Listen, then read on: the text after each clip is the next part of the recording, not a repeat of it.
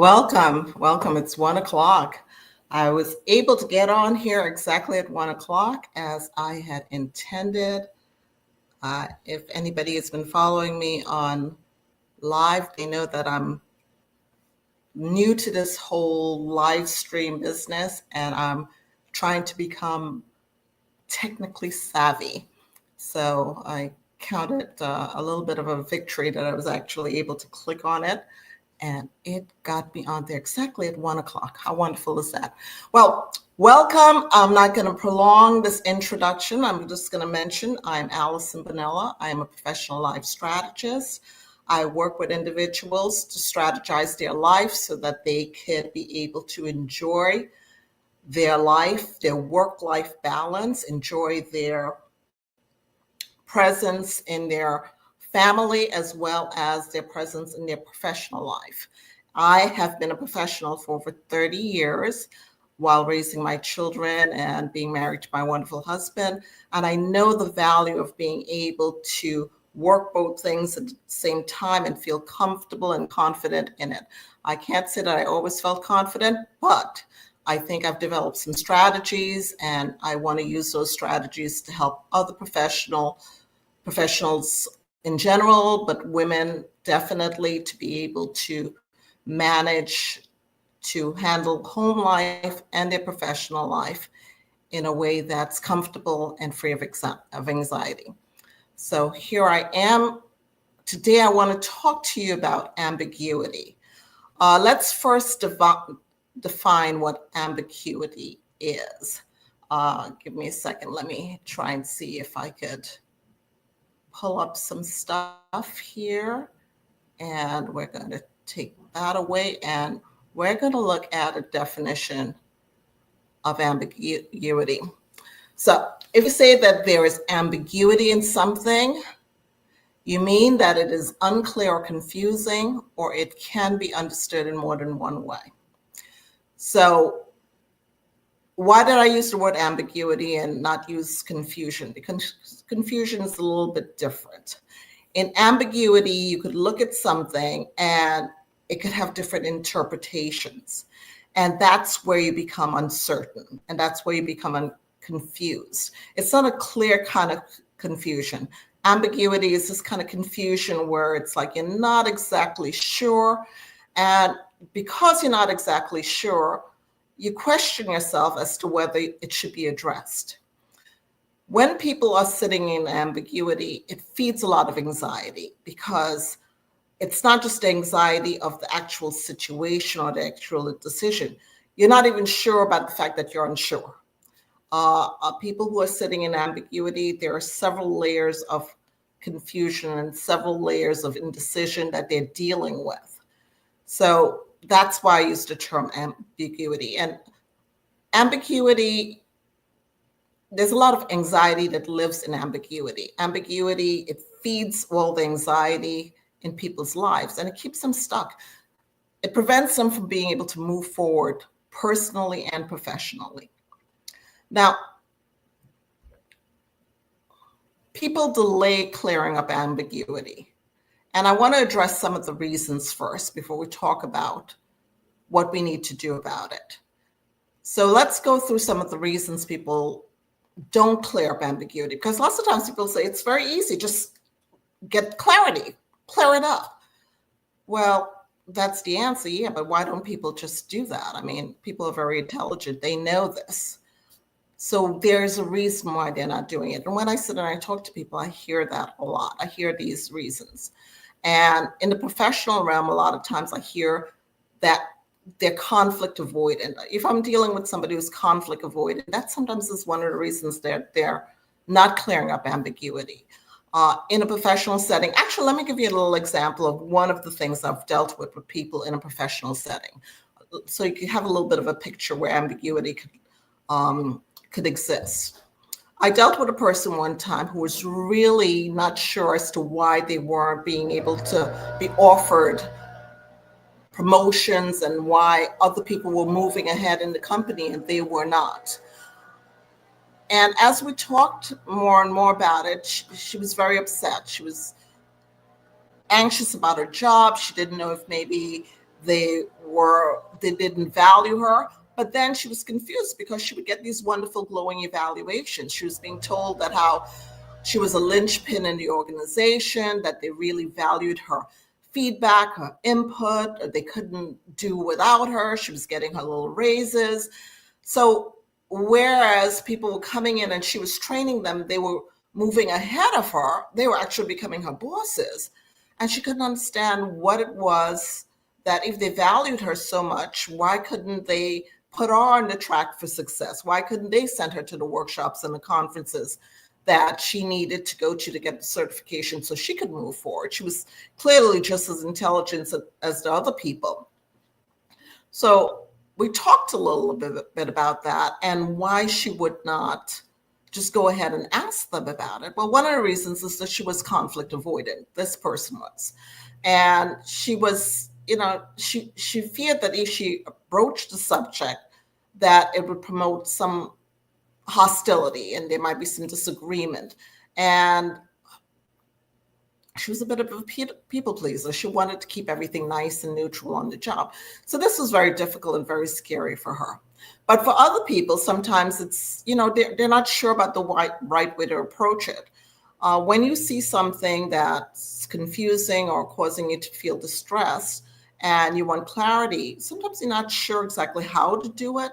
And just because you don't know how to do it, sometimes you avoid it and you procrastinate and you leave it. So what happens, you procrastinate, it now becomes your anxiety because you're the one who's sitting there confused, unsure, not knowing what's going on, but you don't know how to do it. So that's the anxiety we're talking about. Another reason people fail sometimes to address ambiguity is they may be dealing with imposter syndrome. I know we've talked about that a lot in the past, but if you have imposter syndrome, sometimes you doubt your qualifications and you're hesitant to seek any clarity because you're fearful that in seeking that, you may be given information that will validate your feelings that you're not as good as, those around you. So you fear that it would expose your inadequacies. Then the last thing not the last thing, I'm sure there are other reasons, but the last one I want to address is sometimes you don't address ambiguity because you just kind of think, well, maybe if I stick my head in the sand, it'll disappear. It's going to resolve itself. Time will take care of it. It'll naturally clear it up. So you have all those different responses professionally why sometimes ambiguity in the professional world is not addressed. Now, in the personal world, let me give you an example of where ambiguity is really problematic. And this is not one person. I'm going to give a name. It's not a real name. It's really a lot of different individuals put together. So no one person. If this sounds like you, it's not because I've talked to you. This is just a lot of different people that I've spoken to. This is not a one-time thing. I see a lot of ambiguity in a lot of modern relationships where, let's call her Lily. No such person exists. Let's call her Lily. But Lily has a boyfriend. Boyfriend is a long-term boyfriend. According to Lily, he's great. He's wonderful. Great guy, loving guy. Relationship almost perfect. Little things here and there, but nothing worth mentioning. And first year was great. They realized they were meant to be together. Second year was just as wonderful. Now they're talking about the future. They're planning. He's her person. She's his person. And she's bringing him home to meet the family. They come home for Thanksgiving. He's met her family. She's met his family. And she feels like this is definitely a go. This is the person she's going to marry. However, by the end of the second year, when they're really sure about everything, she's waiting for the question. She's waiting for the proposal. And there's no proposal. So by the third year, she goes home with the family, but now she's feeling anxious because they're all looking at her hand. There's no ring on the finger. She's not talking about wedding dates or anything. And they're kind of giving her the side eyes, like, what's going on? I thought he was the Ferrara person. I mean, the first year we were kind of like, well, the second year you were just like saying this is definitely it. Now it's the third year. You've got nothing to show for it. And she doesn't know what to say because she's confused too. Certainly, he's saying all the right things, he's doing all the right things, but the one thing he's not doing is proposing to her. They're talking about the future, they're talking about where they'd like to live, what they'd like to do in the future, vacations they'd like to take, but he's not saying anything about marriage. She feels now like she's in an ambiguous relationship. And so, in talking to Lily, again, several conversations with several different women primarily. I don't see that as much in men, or maybe I have not worked with many men in that situation. She does not want to broach the question because she doesn't want to be the person who proposed to her long-term boyfriend. She wants to be proposed to. And in her situation, for personal reasons, her personal reasons for not addressing the ambiguity is fear of rejection. She fears that if she clarifies the expectations and the feelings that she has, that she may find out that, wait a minute, they were not on the same page. She thought they were on the same page, but maybe they were not. Some other reasons why you could fail to address ambiguity might be just you want to avoid being vulnerable. Discussing the dynamics of a relationship requires emotional openness. And it can feel very intimidated and uncomfortable if you're expressing that. Again, going back to the fear of rejection too, you don't know how it's going to be met. Then if you have someone who's a bit of a people pleaser, another reason where you may fail to address ambiguity is you want to preserve the harmony of the relationship. In Lily's situation, the relationship is fine. Everything is great. That's the one fly in the ointment. This kind of like, are we on or are we, we're not off, but are we like going somewhere with this relationship? So desiring to preserve harmony, she wants to avoid that tough conversation. She wants to keep the peace, even though the ambiguity is clearly stressing her out. Then for other individuals too, there's also sometimes that lack of confidence. They doubt their ability to communicate effectively, and they don't know how to articulate their needs and their desires. That could prevent someone from expressing their uncertainties. So sometimes communication is the issue. The one that I think is the hardest, though, when I work with people in that situation of relational ambiguity, is that fear of not just a rejection, but just facing some truths. Sometimes in that ambiguity, there's some truths the person just doesn't want to face. So they would rather stay in the pain of the ambiguity than address the potential undesirable answers or outcomes. If they really say, we've got to talk about it, we've got to address it. And if they do face that and it's a negative outcome, or if the answer to the ambiguity or the clarity is something that is undesirable, then they're faced with some choices. And that's another reason for not addressing ambiguity, the fear of change. What do you do now when you find out, no, you're never going to get that promotion? Do you stay on the job and just continue to do what you've been doing, knowing that, no, this is the highest you'll ever go? Or what do you do when the boyfriend says, well, yeah, I don't want to break up with you, but I really don't know that marriage is in the cards for you and I. Can't we just stay the way we are? So then that person has to say, okay, I love this person, the relationship is good, but really my goal was to be married and to raise children in a marriage, maybe not raise children outside of a marriage, but to have a full relationship in that way. And if this person is not on board for that, do I just stay or do I change? So there are many reasons personally and professionally why some people sit in the anxiety that is there in ambiguity or ambiguous situations. All right. Have you ever faced any ambiguity in your life? Okay. I know I am on YouTube also, but to be honest with you, I'm not sure how to see comments or anything on YouTube. But if I could figure that out, I will address any questions that you may have. So let me ask the question again. Have you ever been in a situation where there was ambiguity? Did you feel the anxiety? Did you feel a sense of, okay, what to do, what to do? Should I go forward and address the ambiguity, or should I just stay quiet and bury my head in the sand and hope that it resolves itself? I mean, what is stopping you? Are any one of those reasons? Fear of conflict, fear of change. Maybe you know that you know that you know, but you just don't want to, own what you know about the situation. When we address ambiguity, usually we have to do something. We have to do something afterwards.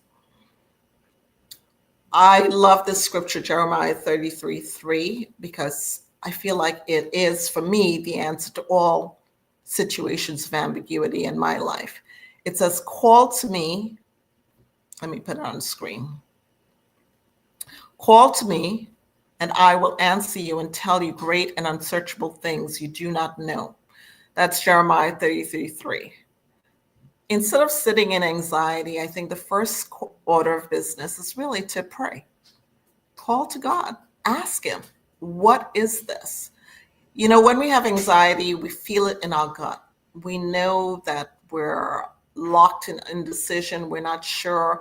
Should we take that job? Should we move? Should we leave this relationship? Should we start this new relationship?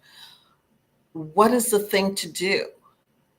So scripture clearly says you don't need to stay in that ambiguous situation.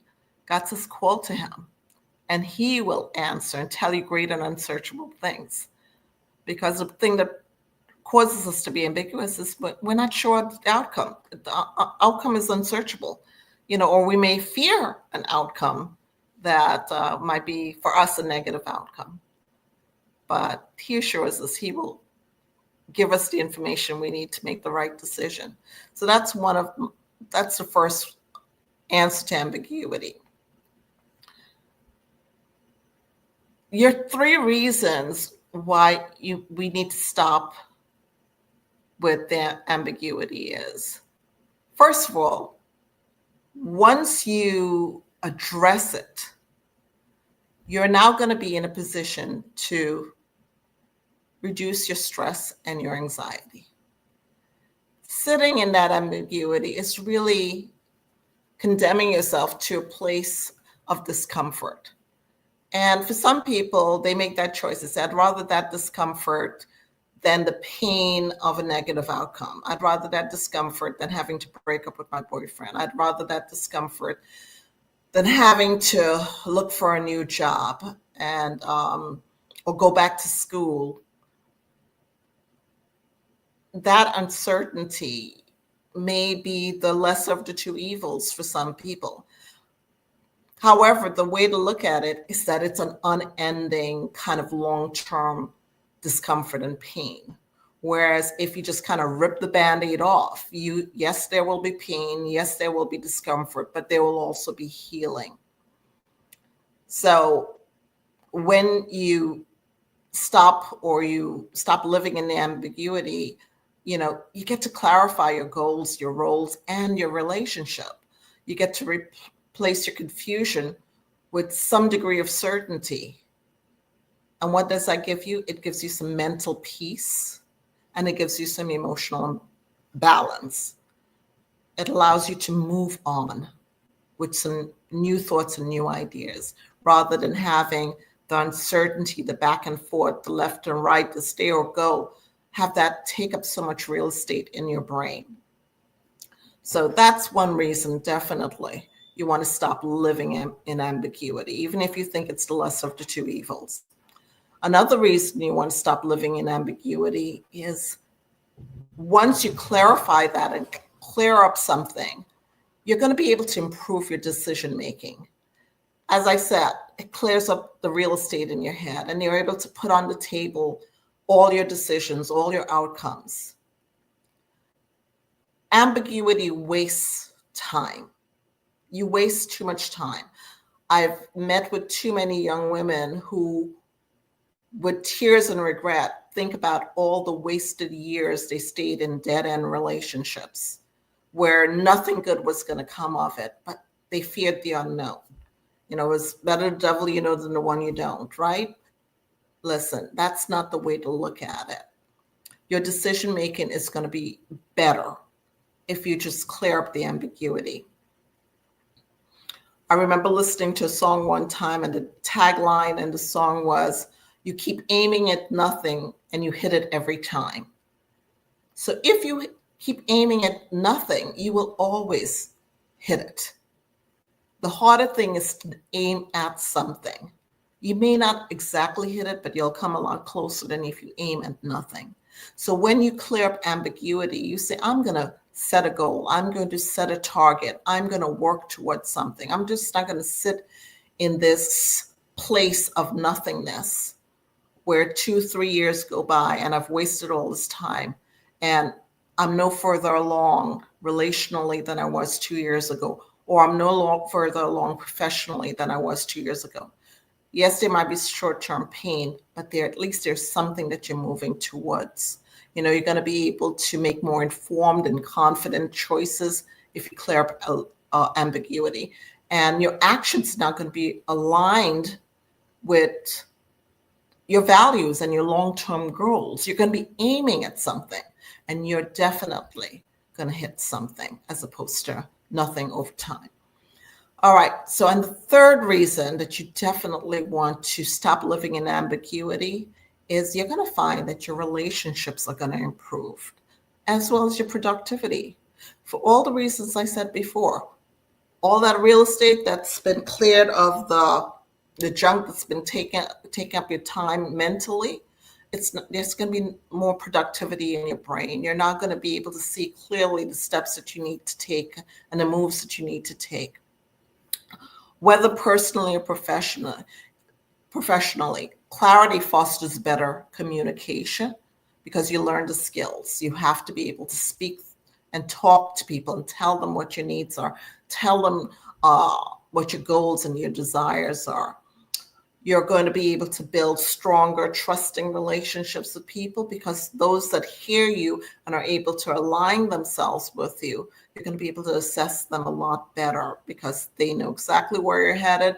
And, they'll be able to say, okay, I'm along for the ride or I'm not, but you'll be able to trust what's going on with them.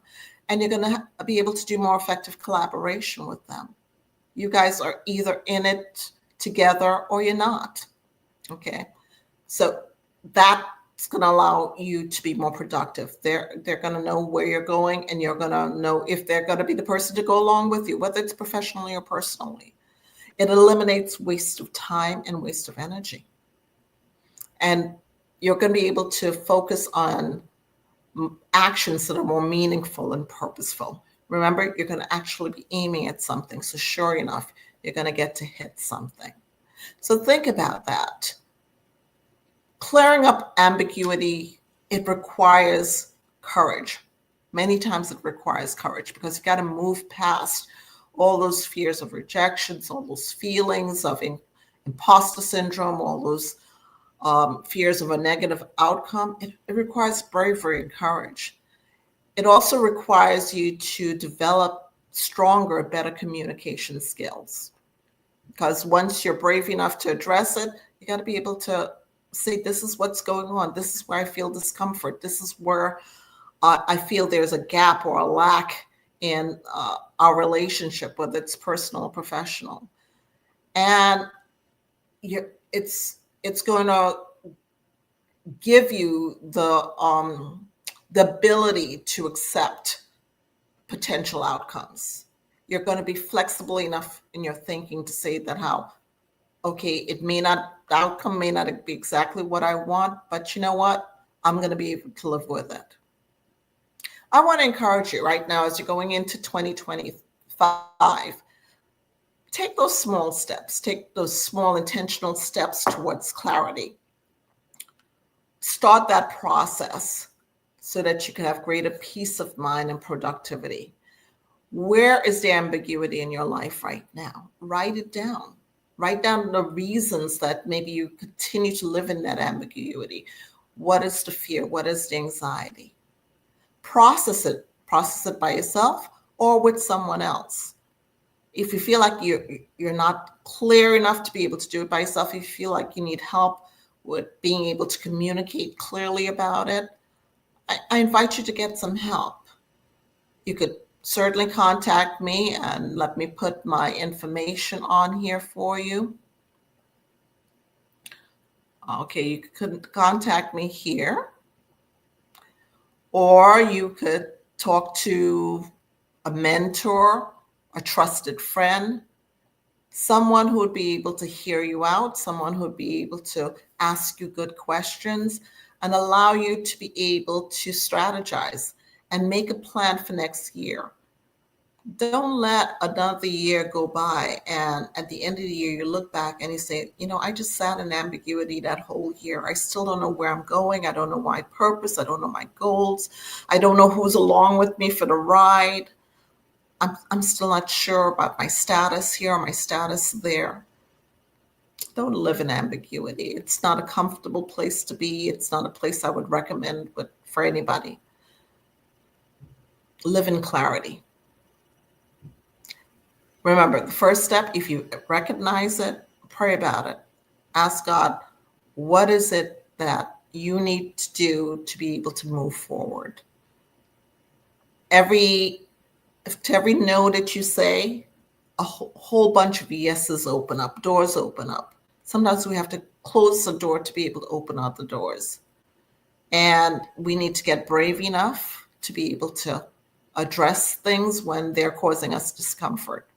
Anyhow, I'm not going to prolong this topic any further, but I just wanted to address that today. As we're coming to the end of the year, I want to make sure that you are looking towards your next year with some goals and some beliefs that you can be in a better, stronger place next year than you are this year. I'm Allison Bonilla. I'm a professional life strategist. Feel free to contact me if you'd like to discuss this further. And I will see you next time. Okay, let's see if I know how to end this.